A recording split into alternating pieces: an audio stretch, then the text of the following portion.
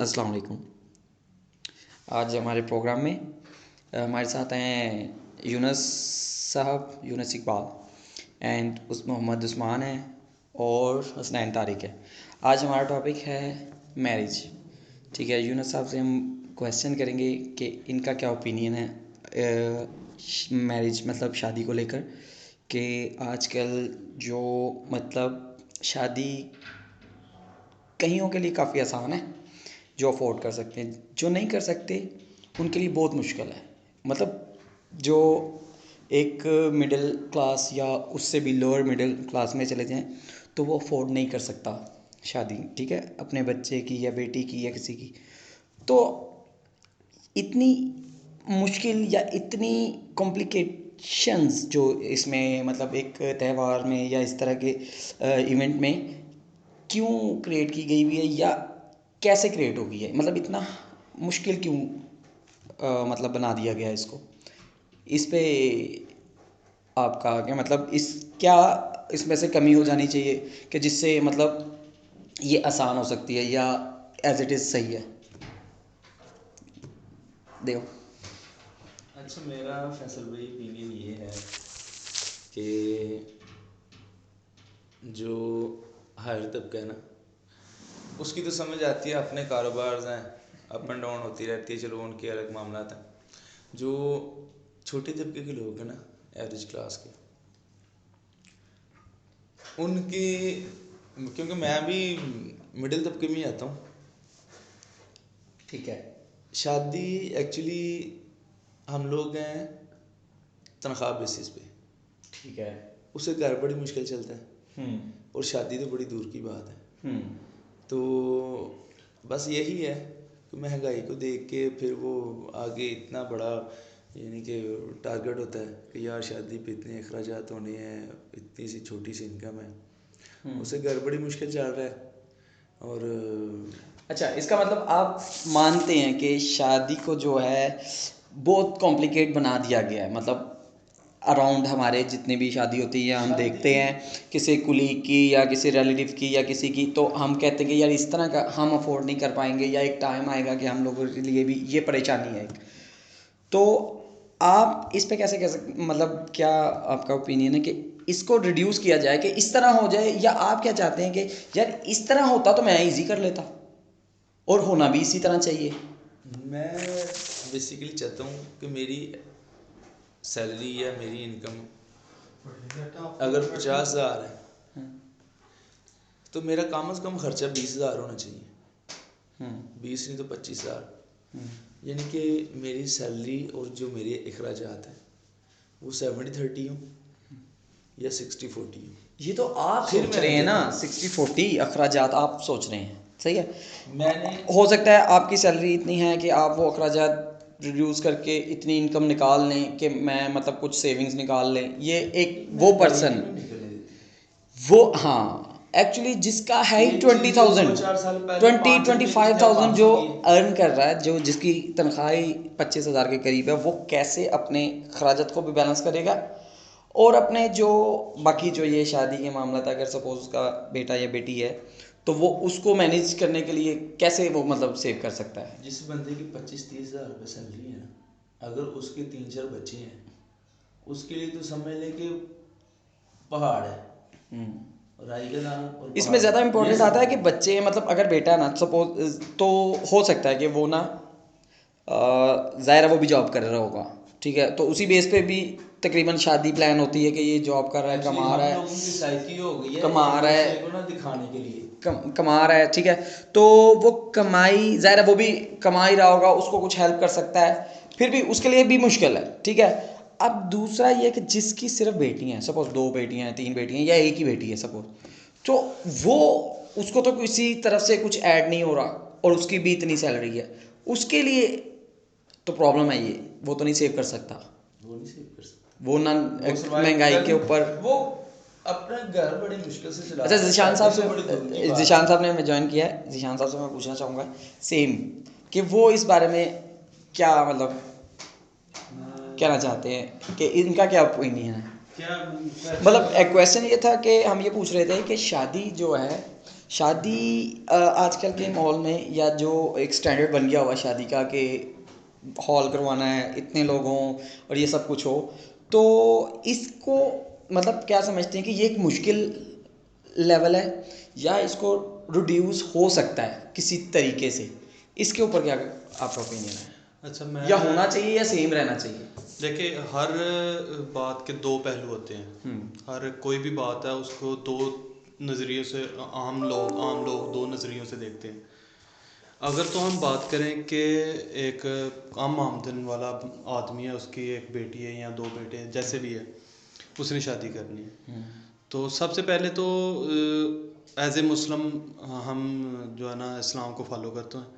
तो इस्लाम में तो ये है कि शादी जो है वो सादगी से हो, जैसे जिसकी मिसाल हमें अपना सहाबा इकराम से मिलती है। जैसे हज़रत अली की कॉमन मिसाल हर बंदा देता है कि शादी सिंपली मस्जिद बिल्कुल में ऐसा हो। ही है। ये तो बहुत आप उस लेवल पे चले गए ना कि जहाँ पे अभी जाना बहुत मुश्किल है। एक्चुअली होता ऐसे ही है, लेकिन जो एक गरीब तबका है ना, जो गरीब तबका है, वो क्या सोचता है, वो कहता है यार मैं ये चीज़ नहीं करूँगा ना, तो लोग मतलब ये मैं इस तरह का स्टैंडर्ड में मीट करने की कोशिश नहीं करूँगा ना, तो लोग क्या कहेंगे कि ये कर नहीं सका। वो इस एहसास कमतरी, आगे बात हो रही थी उसमें भी, एहसास कमतरी, ऐसा उसके अंदर ये चीज़ होती है। वो कॉन्फिडेंट के साथ ना वो ये चीज़ अप्लाई ही नहीं करता, या इसको मूव ऑन ही नहीं करता कि मैं सिंपल कर लूँ या एज शरीयत के हिसाब से कर लूँ।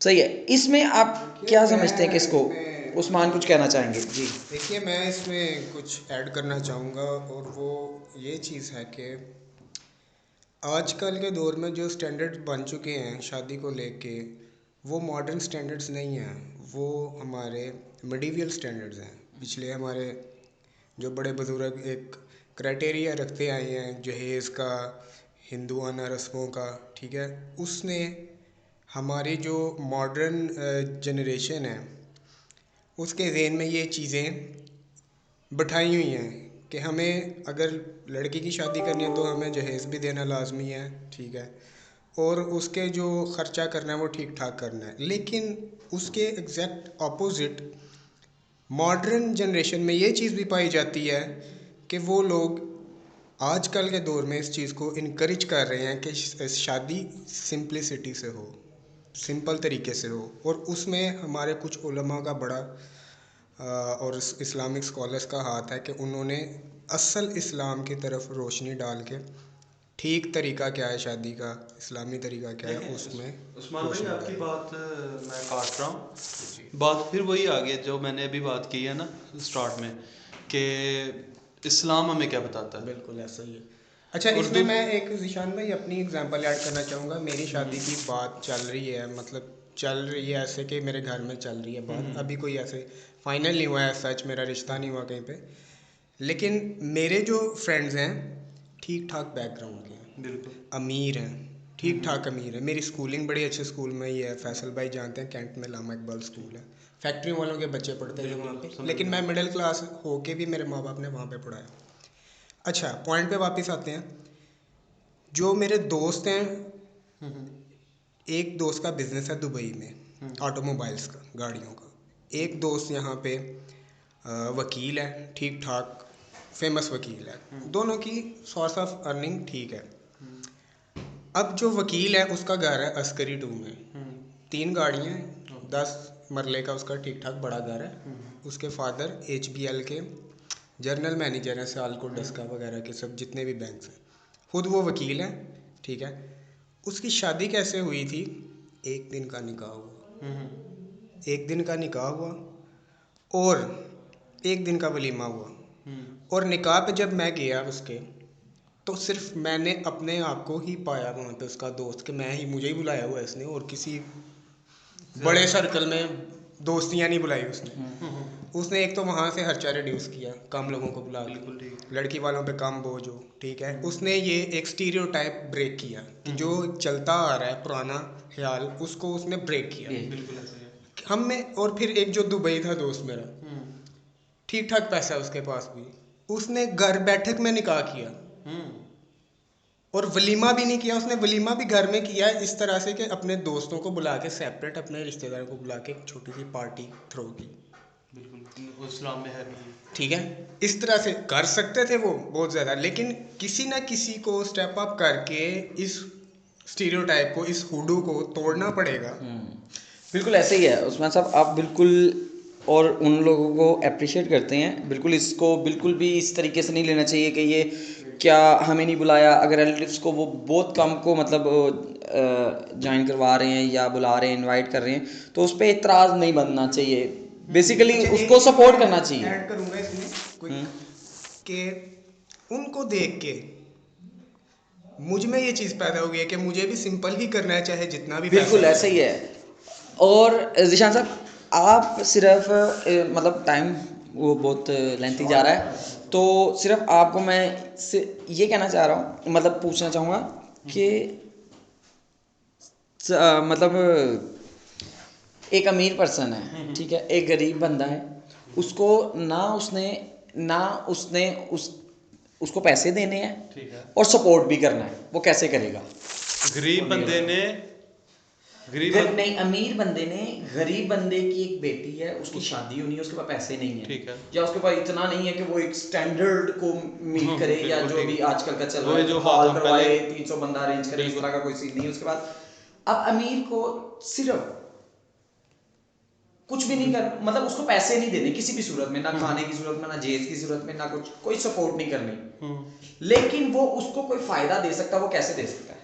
अमीर आदमी गरीब आदमी को कैसा फायदा दे सकता है? उन्हें पैसा कोई भी नहीं देना, विदाउट मनी। हाँ।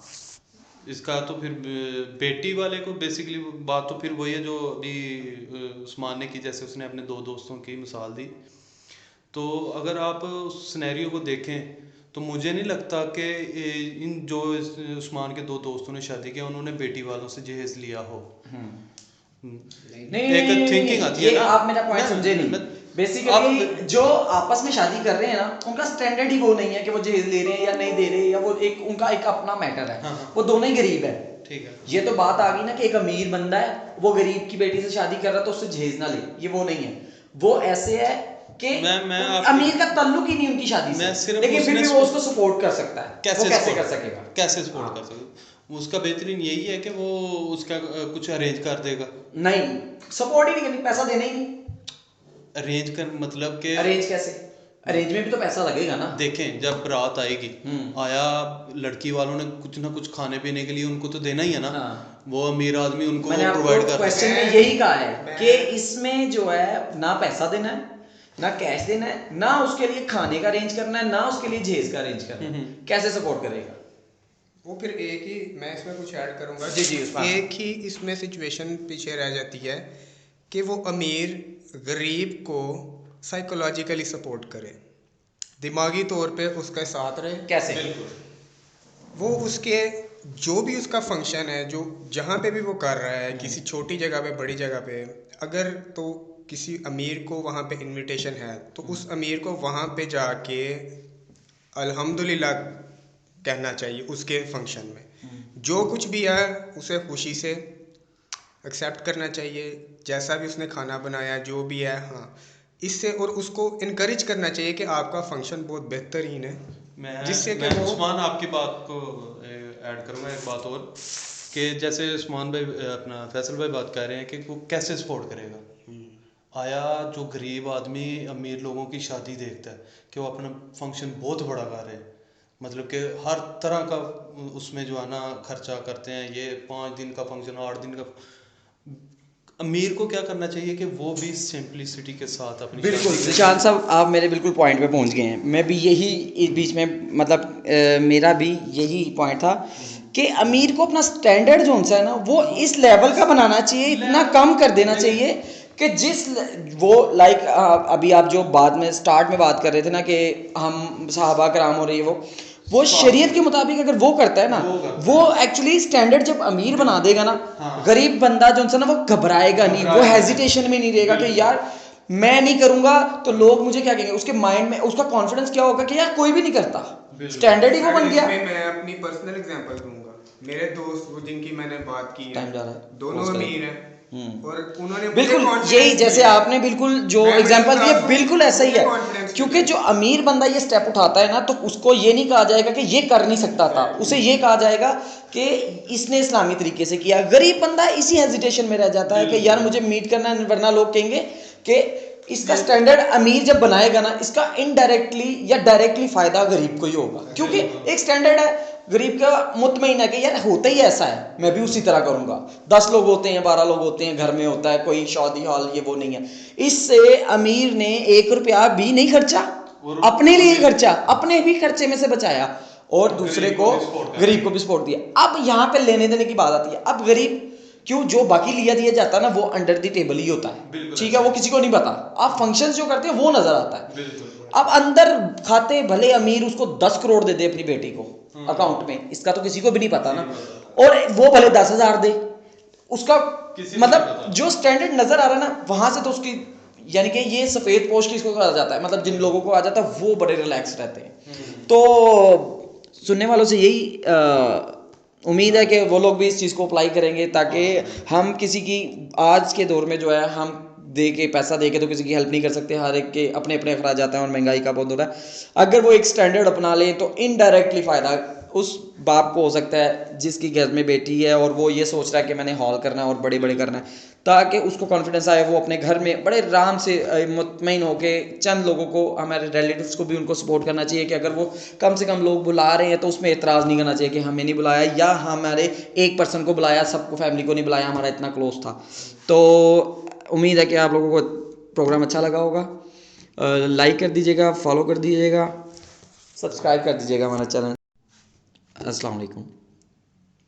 आज हमारे प्रोग्राम में हमारे साथ हैं यूनस साहब, यूनस इकबाल, एंड उस